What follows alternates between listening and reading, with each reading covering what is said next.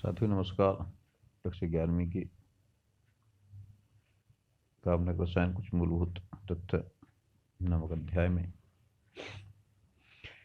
हम आज बात करेंगे शाखित श्रृंखला वाले एल्केनों के नामकरण की। इसके कुछ नियम हैं, इनको आप ध्यान से देखिएगा।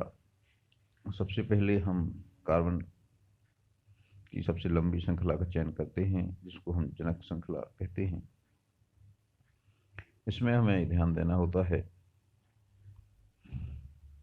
कि ये श्रृंखला है उसमें सबसे अधिक कार्बन होना चाहिए। जैसे यहाँ पे हम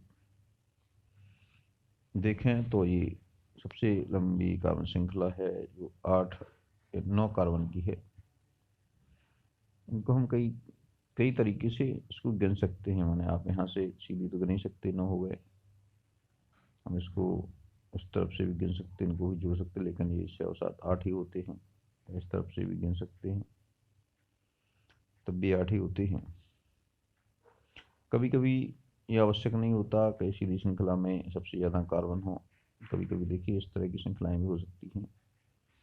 यदि हम इसको सीधे गिनते हैं तो 1 2 3 4 5 6 7 और 8, इसमें केवल 8 कार्बन ही है सीधी श्रृंखला में। यदि हम इसको साइड साइड वाली श्रृंखला को जोड़ के गिनेंगे तो 1 2 3 4 5 6 7 8 9 10 कार्बन हो सकते हैं। तो हमें ये नहीं गिन के ये साइड वाली गिनना है, यानी आपको सबसे लंबी श्रृंखला देखना है। सबसे लंबी श्रृंखला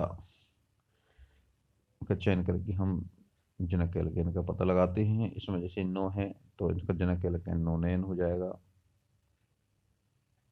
9 है। और यहाँ पर जो कि 10 है तो ये इसका जनक एल्केन हो जाएगा डेकेन। पहला काम हो गया, आपने सबसे लंबी श्रृंखला चुन ली। फिर इसके बाद एल्केन के नाम के लिए आपको कार्बनों का अंकन करना होता है। तो अंकन में कुछ नियम है। तो अगर एक शाखा है केवल उसमें, अगर तो क्रमांकन उस तरफ से करते हैं जिस तरफ से उस शाखा, यानी जहाँ से वो जुड़ी हुई है शाखा, उस कार्बन को न्यूनतम अंक मिले। यानी हमें श्रृंखला में यदि एक श्रृंखला है, जैसे यहाँ पे आप देखते हैं केवल एक श्रृंखला जुड़ी हुई है, इसमें ये वाली श्रृंखला जुड़ी है केवल, बाकी तो इसी नहीं, इसमें 2 जुड़ी हैं, तो एक और जुड़ी है। किसी भी यदि एक श्रृंखला जुड़ी हो तो हम उधर से गिनेंगे जहाँ से श्रृंखला का नंबर, माने जो शाखित श्रृंखला उसके लिए नंबर 1 कम मिले। जैसे यहाँ हम देखें, हम यहाँ पे हमने एक सीरीज बनाई, ठीक है। मान लीजिए यहाँ पे CH3 आपने जोड़ दिया एक, तो इसका नंबर हम इधर से देंगे या इधर से देंगे। इधर से देंगे तो 1 2 3 4 और 5, 5 हो गया मैक्सिमम। लेकिन यहाँ इसको मेथेन को 2 अंक मिले, यानी कार्बन जिसमें ये मेथिल समूह जुड़ा हुआ है, इस कार्बन को 2 नंबर प्राप्त हुए।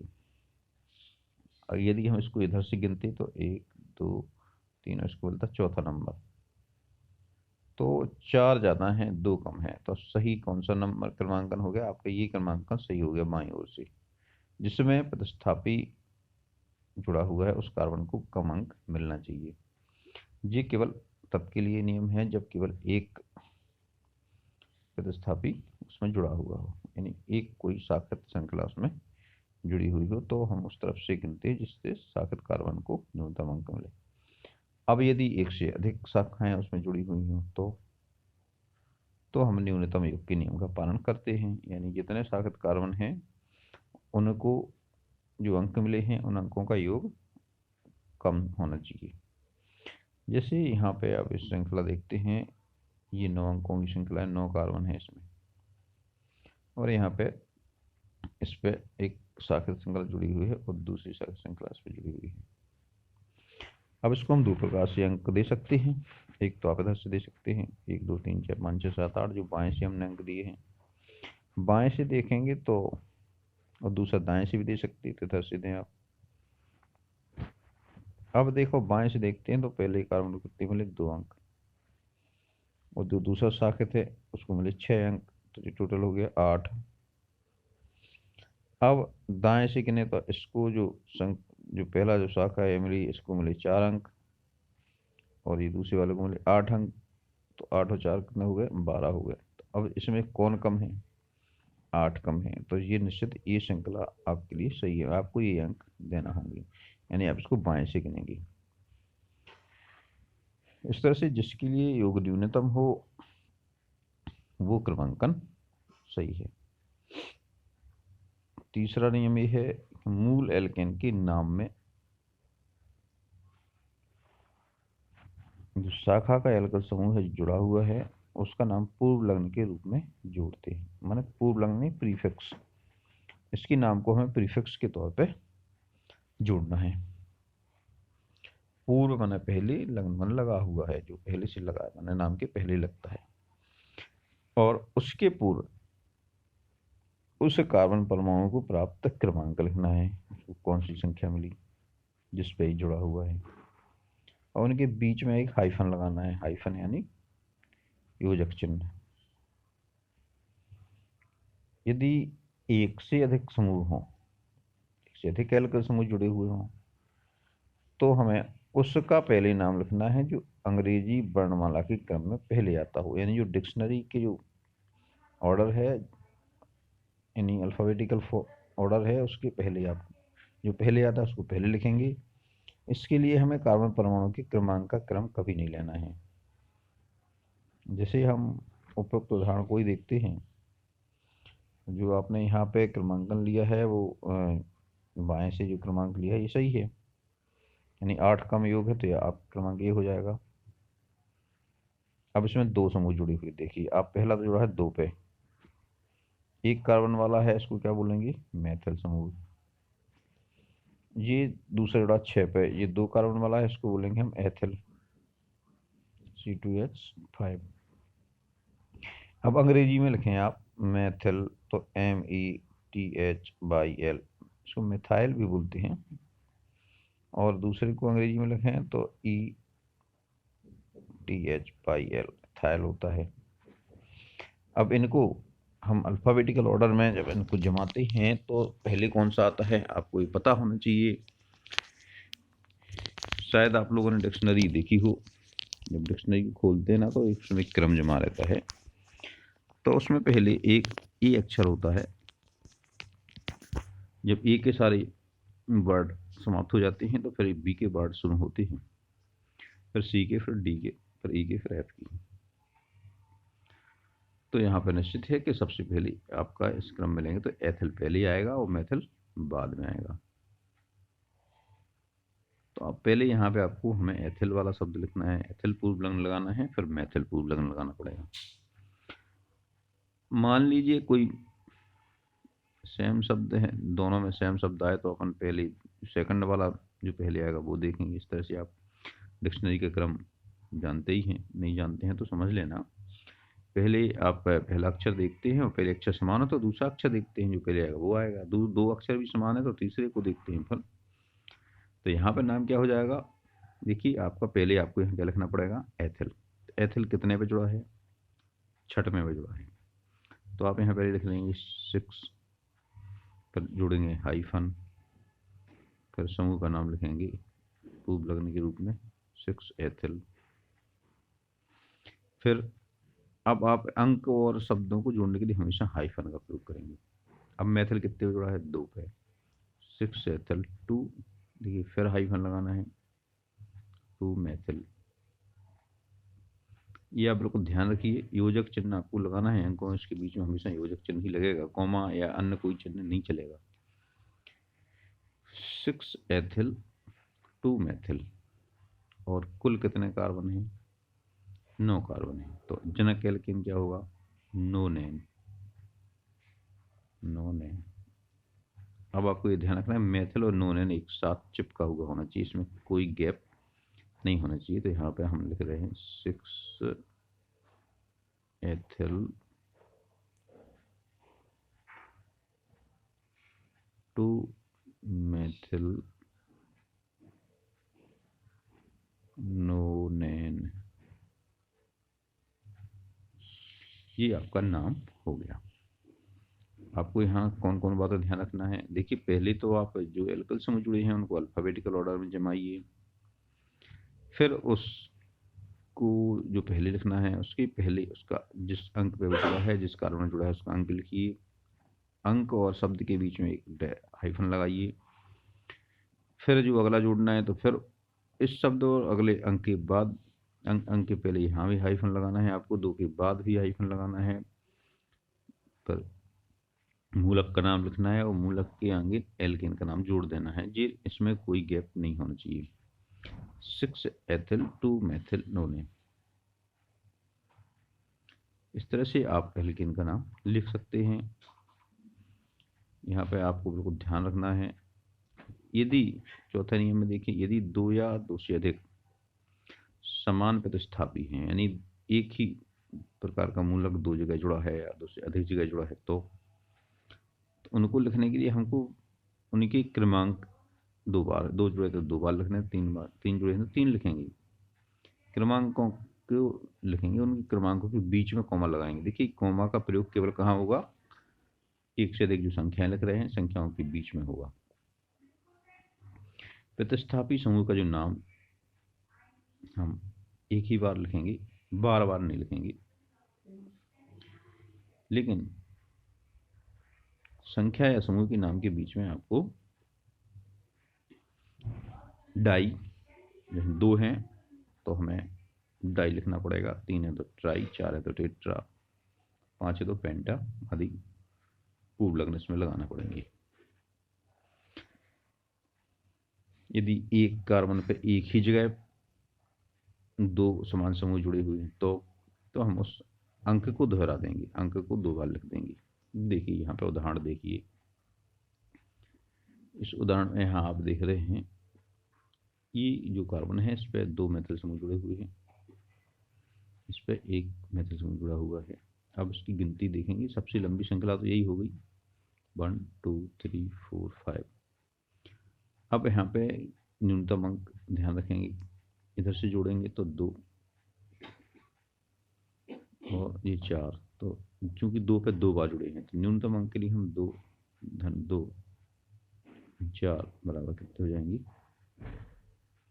8। इधर से गिनेंगे तो इसको 2 मिलेंगी, इसको 4 मिलेंगी, तो जो हो जाएगा 2 धन 4 धन 4 बराबर 10। तो ये तो गलत है, आपको यही लेना है, इसलिए हमने यही क्रम लिया, 1 2 3 4 5। इस क्रम में नामकरण करना है। अब इसमें देखिए इधर मेथिल समूह है, 3 मेथिल समूह लगे हैं, इस तीनों की गिनती लिखना है आपको। पहला 2 पर, 1 2 पर लगा है, 2 पे लगे हैं और 1 4 पे लगा है, तो इसको हम ऐसे लिखेंगे, 1 2 पर मेथिल लगा है उसका नाम लिखा, गिनती लिखी, फिर दूसरा भी मेथिल 2 पे लगा है इसकी भी गिनती लिखी, तीसरा 4 पे लगा तो ये चौथी इसकी गिनती लिखी। ये यहाँ पे आपको अंकों का बढ़ता क्रम लेना है। फिर हाइफन लगाएंगे, फिर मेथिल उसका नाम लिखेंगे, फिर बिना गैप के उसमें पेंटेन लिखेंगे, ये यहाँ इस तरह लिखेंगे, ये लिखा हुआ है इधर 2 2 4 ट्राई मेथिल पेंटेन। यहाँ पे मेथिल और पेंटेन के बीच में कोई गैप नहीं रखना है। यदि ये अलग अलग हैं तो इसमें ऐसा करेंगे, देखिए हमने यहाँ पे देखा, इस पे तीसरे नंबर पे आपका ही मेथिल एथिल समूह जुड़ा है और चौथे पे 2 मेथिल समूह जुड़े हैं। इसके लिए क्या करना है, आप पहले इसमें 2 अलग अलग समूह हैं तो एथिल मेथिल में डिक्शनरी के क्रम में कौन आएगा, एथिल पहले आएगा मेथिल बाद में आएगा, तो आप पहले यहाँ पर एथिल को लिखेंगे, बाद में मेथिल को लिखेंगे।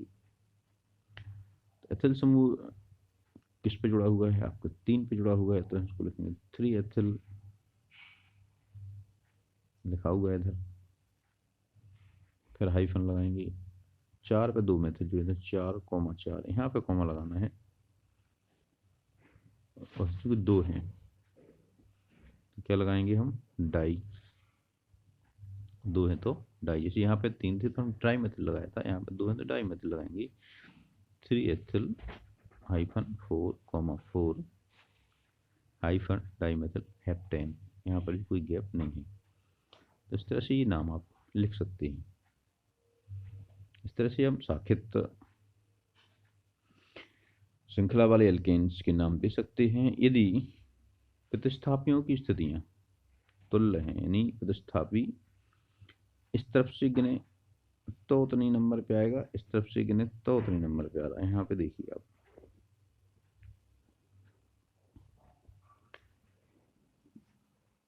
वर्णमाला के क्रम में देखना पड़ेगा। फिर इसके बाईं तरफ से गिनने पे आपका एथिल समूह का नंबर 3 मिल रहा है और मेथिल का 6 मिल रहा है, तो योग यहाँ 3 और 6 9 होगा। और दाईं तरफ से गिनने पे भी मेथिल का 3 मिल रहा और एथिल का 6 मिल रहा, तो 3 और 6 9 ये भी रहेगा, तो ये दोनों बराबर है। न्यूनतम योग के नियम से इसको हम नहीं कर पाएंगे चेक, कौन सा करना है आपको। ऐसी स्थिति में हम असमंजस में हो जाएंगे, तो इसके लिए दूसरा नियम दिया गया है। इसमें ये देखेंगे तो जो प्रतिस्थापी अंग्रेजी वर्णमाला के क्रम में है, पहले आता है, उसको कम अंक देंगे, यानी जिसको हम पहले लिखना है उसको कम अंक देंगे, जो बाद में लिखना है उसको ज़्यादा अंक देंगे। तो यहाँ पे एथिल और मेथिल को फिर अपन देखेंगे, तो इसमें एथिल पहले ही आएगा अंग्रेजी वर्णमाला के क्रम में, इसलिए हम एथिल को कम अंक देंगे। तो एथिल को 3 अंक कम इस तरफ से मिलेंगे बाईं तरफ से, इसलिए हम बाईं तरफ की गिनती सही मानेंगे। एथिल को नंबर देंगे 3 और मेथिल को नंबर देंगे 6। इस तरह से हम इसका नाम क्या देंगे, 3 ethyl 6 methyl octane, 3 ethyl 6 methyl octane, इस तरह का नाम ही हो जाएगा, ध्यान रखिए। अब यदि शाखित समूह, जो शाखित एल्किल समूह है, इसका नाम उपरोक्त नियमों के अनुसार लिखते हैं, माने इसमें जो समूह है वो भी शाखित है अगर, तो उसमें ये ध्यान रखना है कि उस परमाणु को 1 अंक देते हैं जो शाखित, जो मेन मुख्य एल्केन से जुड़ा हुआ हो, जो जनक एल्केन से जुड़ने वाला कार्बन है उसको 1 नंबर देंगे। यहाँ पर जैसे ये इतना बड़ा समूह है और ये जनक एल्केन से यहाँ से जुड़ा है, इस कार्बन में जुड़ा है, तो हम इसको, इसी को 1 नंबर देंगे, इसको नहीं देंगे, क्योंकि इसको गिनेंगे तो संख्या क्या हो जाएगी, 5 हो जाएंगे, 1 2 3 4 5 हो जाएंगे। लेकिन ये आपको ध्यान रखना है, यहाँ पे 1 नंबर किसको देंगे, जो कार्बन जनक श्रृंखला से जुड़ा है, इसलिए यहाँ पे इसको पेंटेन नहीं करेंगे, क्या हो जाएगा, ब्यूटेन रहेगा, ब्यूटल बनेगा जी, ठीक है। तो ये ब्यूटल बनेगा, 1 2 3 4 4 अंक की इसको मिलेंगी। अब इसको, इसमें आप देख रहे हैं इसमें शाखित है जी, 2 मेथिल समूह जुड़े हैं, तो मेथिल समूह का नाम भी हम इस पूरे एल्किल समूह का नाम उसी हिसाब से देंगे। मान लेते हैं उसमें, इसके लिए क्या आप कल्पना कर लीजिए यहाँ पे कि यहाँ पे आपका H जुड़ा हुआ है, तो क्या बनेगा एल्केन का नाम इसका, इसमें H जुड़ा है, एक जो श्रृंखला बनी है मैंने यहाँ से, तो 1 2 3 4, तो क्या बनेगा, ब्यूटेन बनेगा ना, क्योंकि H नहीं जुड़ा है तो ये हो जाएगा क्या, ब्यूटेल हो जाएगा। तो इसका नाम क्या हो गया, 1,3 डाई मेथिल ब्यूटल।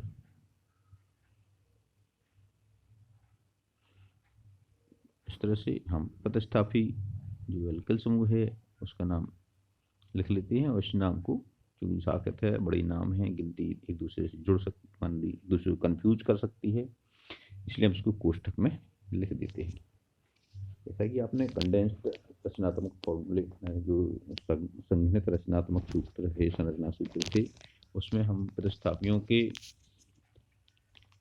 सूत्र को कोष्ठक में लिखते थे, उसके हिसाब से इसको नाम को भी हम कोष्ठक में लिखेंगे। आइए एक एग्जाम्पल हम यहाँ देख लेते हैं,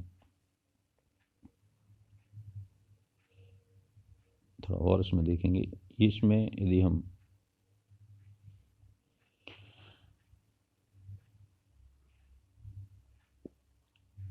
और प्रतिस्थापी हैं तो कभी कभी इनको हम रूट चिन्ह द्वारा भी उपयोग कर सकते हैं। रूट चिन्ह आपको पता है, आइसो, अगर एक बीच में एक जुड़ा हुआ है तो आइसो कहलाता है, और अगर उससे 3 माने 2 जुड़े हैं, तीसरे से जुड़ा है तो ये आइसो कहलाएगा, ये जुड़ा है तो नियो कहलाएगा। तो आइसो नियो का उपयोग भी कर सकते हैं, और हम द्वितीयक तृतीयक का उपयोग भी कर सकते हैं। लेकिन जो आइसो और नियो है इनमें अंतर है। आइसो और नियो ये आपके एल्किल मूलक का भाग माना जाता है और उसको जोड़कर ही लिखा जाता है। आगे उदाहरण से आप समझ जाएंगे। यानी जैसे आइसोप्रोपेल लिखना है आपको, तो आइसो और प्रोपेल के बीच में कोई गैप नहीं होगा। जैसे नियो ब्यूटल लिखना है आपको या आइसो ब्यूटल लिखना है, तो नियो ब्यूटल आप सीधे लिखेंगे, इसको जोड़ देंगे, इसमें गैप नहीं होगा। लेकिन जब आपको सेकेंडरी या टर्सरी लिखना है तो उसके बीच में आपको हाइफन लगाना पड़ेगा। जैसे आप द्वितीयक लिखेंगे और द्वितीयक के बीच में हाइफन लगाएंगे, फिर आप यहाँ पे ब्यूटल लिखेंगे, तो ये द्वितीयक ब्यूटल हो जाएगा। आइसो ब्यूटल और द्वितीयक ब्यूटल में अंतर होता है, तो उसको लिखने में भी अंतर होगा। द्वितीयक और ब्यूटल के बीच में आपको हाइफन लगाना होगा, यानी हम इसको अलग से शब्द लिखते हैं। अंग्रेजी में इसको द्वितीयक को सेकेंडरी का SEC लिख देते हैं और टर्सरी को TRT लिख देते हैं। शॉर्ट फॉर्म है जी, ऐसे भी लिखे जाते हैं।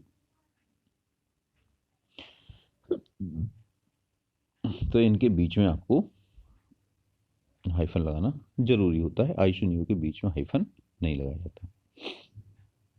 यहाँ पे जैसे एक एग्जांपल देखिए,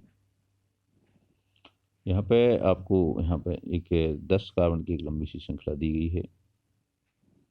पहले आप लंबा कार्बन चेन चुनेंगे, सबसे लंबी श्रृंखला हो गई 10 कार्बन की। आप इधर से देंगे, गिनती निश्चित ज़्यादा आएगी, इधर से न्यूनतम योग रहेगा। यहाँ पे 4 पे जुड़ा हुआ है समूह। यहाँ पे देखिए,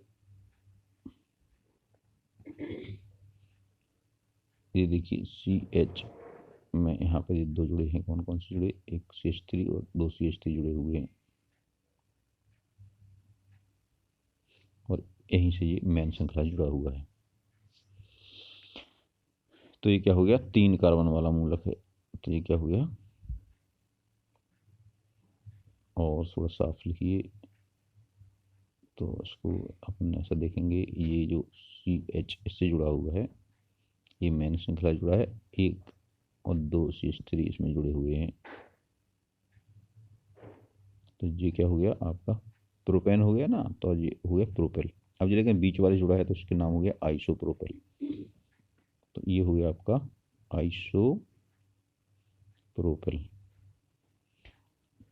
दूसरा समूह जुड़ा है, ये देखिए 4 कार्बन वाला है तो ब्यूटल होगा। सेकेंडरी जो बीच में जुड़ा है तो द्वितीयक ब्यूटल है, यानी सेकेंडरी ब्यूटल है। तो द्वितीयक और डैश, बीच में डैश लगाएंगे, इसमें बीच में हाइफन लगाना पड़ेंगे। तो इसको हम ऐसा भी लिख सकते हैं, ऐसा भी पुस्तकों में लिखा मिल जाएगा आपको। और ये जो शब्द हैं हिंदी में भी यूँ के तो आत्मसात कर लिए गए हैं। तो यदि आप इस तरह के भी लिखते हैं सेकेंडरी ब्यूटल तो भी चलेगा, और इस तरह लिखते हैं तो भी चलेगा, द्वितीयक ब्यूटल।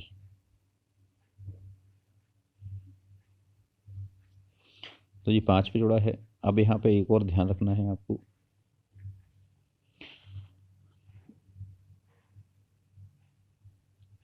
आपका प्रोपेल हो गया और दूसरा होगा ब्यूटल। अब इसमें आप अल्फाबेटिकल क्रम इसमें देखना है, ध्यान रखना आपको, इसमें नहीं देखना, सेकेंडरी और प्रोपेल में नहीं देखना, आई में और एस में नहीं देखना आपको। यानी यहाँ पे जब हम सेकेंडरी लिखेंगे तो सेकेंडरी ब्यूटल में देखो, चूंकि इससे अलग है, इसको जो अल्फाबेटिकल ऑर्डर आपको देखना है वो आप मेन एल्केन के से कट के जो मूलक बनता है, प्रोपेन से प्रोपेल बनता है, ब्यूटेन से ब्यूटल बनता है, तो आपको ब्यूटल और प्रोपेल के बीच में ही आपको ये अल्फाबेटिकल ऑर्डर देखना है। तो बी पहले आता है, इसलिए आप बी पहले लेंगे। तो ये सेकेंडरी ब्यूटल पहले आएगा और फिर बाद में आइसोप्रोपेल आएगा। इस तरह से इसका नाम हो जाएगा 5 सेकेंडरी ब्यूटल -4 आइसोप्रोपेल डेकेन। यहाँ आपको ध्यान रखना है। यहाँ पे आप इसकी जगह पे द्वितीयक भी लिख सकते हैं हिंदी में, इसमें भी आपको वैसी हाइफन लगाना पड़ेंगे। 5 द्वितीयक ब्यूटल और 4 आइसोप्रोपिल डेकेन। इस तरह से ये नाम आप लिख सकते हैं। अब एक और नियम है, यदि आपको किसी तरह की गिनती में हम समान लंबाई की 2 श्रृंखलाएं प्राप्त हो जाती हैं, तो हम उस श्रृंखला का चयन करते हैं जिसमें अधिक 5 श्रृंखलाएं जुड़ी हों। ऐसे यहाँ पे हम इसको देखते हैं कि यहाँ पे आप, यदि आप इनको यहाँ से गिनते हैं 1 2 3 4 5 6 7 8 9 10, इधर से भी 10 हो जाते हैं ये। यदि हम इससे गिनते हैं 1 2 3 4 5 6 7 8 9 10, इससे भी 10 हो जाते हैं। ये दोनों श्रृंखलाएं बराबर हो गई। अब हम किसको गिने, यहाँ असमंजस हो जाता है, तो हमें उस श्रृंखला को चुनना है जिसमें अधिक 5 श्रृंखलाएं हों। तो हम दोनों में 5 श्रृंखलाओं की गिनती करते हैं कितनी है। देखिए इस चेन को हमने यदि लिया तो इसमें आपको मेन एल्केन अपन ने ये लिया 10 वाला, तो इसमें एक 5 श्रृंखला तो ये 3 पे जुड़ी हुई है इधर, और एक 5 श्रृंखला ये 5 पे इधर जुड़ी हुई है। इसमें 2 5 श्रृंखलाएं हैं। अब यदि हम इस वाली को लेते हैं तो कितनी होगी, 1 2 3, तो एक तो यहाँ पर 2 श्रृंखलाएं तो यही हो गई, और तीसरी ये हो गई 5 श्रृंखला, तो इसमें 3 जुड़ी हैं। पहली वाले में 2 जुड़ी थी, इसमें 3 जुड़ी हैं, तो आप हम इसको ही लेंगे, हमारा ये सही होगा, ये वाली सही नहीं होगी। तो हमारी जो जनक एल्केन हो गया, ये हो गया जनक एल्केन श्रृंखला। ठीक है, अब इसमें 5 श्रृंखलाएं 3 जुड़ी हैं, तो अब हम इनके नाम देंगे। अब हमें ये जो बड़ी वाला जो साकेत श्रृंखला है, इसका पहले नाम देखना पड़ेगा। तो ये कोष्टक में बड़ा प्रतिस्थापी जो दिख रहा है, इसका नाम क्या होगा, इसको फिर गिनेंगे अलग से। इसको आप फिर वही क्रम लगाएंगे, इधर से गिनेंगे तो ज़्यादा अंक मिलेगा प्रतिस्थापी को, इधर से ही देना पड़ेगा अंक। 1 2 3 4, 4 हो गए, और 4 में ये तीसरे पे क्या जुड़ा है, एथिल जुड़ा है, तो ये हो जाएगा तीसरे पे नहीं, इधर से दूसरा गिनेंगे ना, दूसरे पे जुड़ा है, इधर से तीसरा, इधर से दूसरा है, तो 2 एथिल और 4 है तो ब्यूटिल, तो इसका समूह का नाम हो गया 2 एथिल ब्यूटिल। और इसमें ये 2 मेथिल समूह जुड़े हैं, तो एथिल पहले ही आएगा, तो सही नाम क्या हो जाएगा, यहाँ पे देखिए एथिल ब्यूटिल कहाँ जुड़ा हुआ है, 5 पे, तो ये 5 हाइफन, और ये कोष्टक में हो जाएगा बड़ा वाला 2 एथिल ब्यूटिल, ये प्रस्तावी हो गया। फिर हाइफन लगाएंगे, फिर 3 पे 2 जुड़े हैं, तो 3,3 डाइमेथिल, 10 का है तो डेकेन हो जाएगा। 5 कोष्टक में 2 एथिल ब्यूटिल 3 डाइमेथिल डेकेन। इस तरह से हम ये नाम लिख सकते हैं। यहाँ पे आपको ध्यान रखना है, एल्किल समूह के क्रम के निर्धारण में केवल आप मूल एल्किल मूलक का नाम ही ध्यान रखेंगे, सेकेंडरी टर्सरी को उसमें शामिल नहीं करते हैं।